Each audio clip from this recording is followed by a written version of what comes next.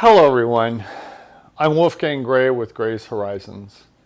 My channel is still fairly new, so if you like this video, please hit like, subscribe, and by all means leave a comment. It really does help. So they called him the anti-war president.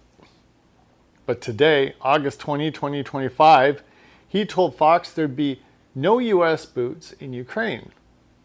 Maybe helped by air. Because nobody has the kind of stuff we have. Air support. Sounds clean, sounds surgical. It's the part of war you don't have to watch.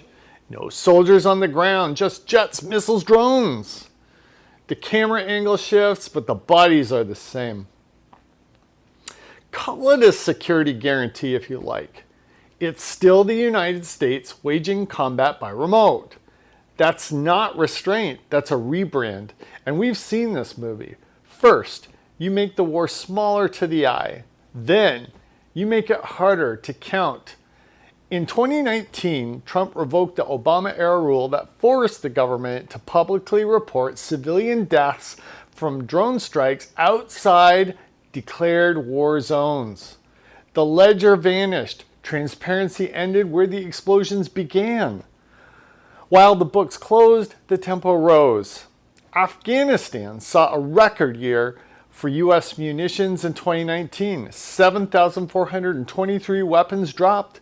That wasn't peace, it was leverage by air. Somalia's strikes surged. The public tally lagged behind the reality on the ground.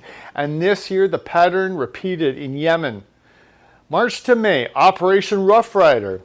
Over 800, then more than 1,000 targets hit, depending on the reporting window. Hundreds killed, commanders and foot soldiers alike, and yes, civilians too. This is what limited war looks like when it scales. Follow the money and the bureaucracy. Trump signed a then record $738 billion Pentagon authorization and cut the ribbon on the Space Force. War budgets rising. War footprints drifting into orbit. Anti-war presidents don't build new war bureaucracies. They don't weaponize the sky and call it normal. Precision was supposed to be the moral cover, but precision turned into permission. In 2020, a US drone killed the Iranian general Qasem Soleimani in Baghdad. A targeted strike sold as deterrence. Days later, Iran launched ballistic missiles at U.S. bases. More than 100 American troops were diagnosed with brain injuries. Surgical doesn't mean safe. It means quiet until it isn't.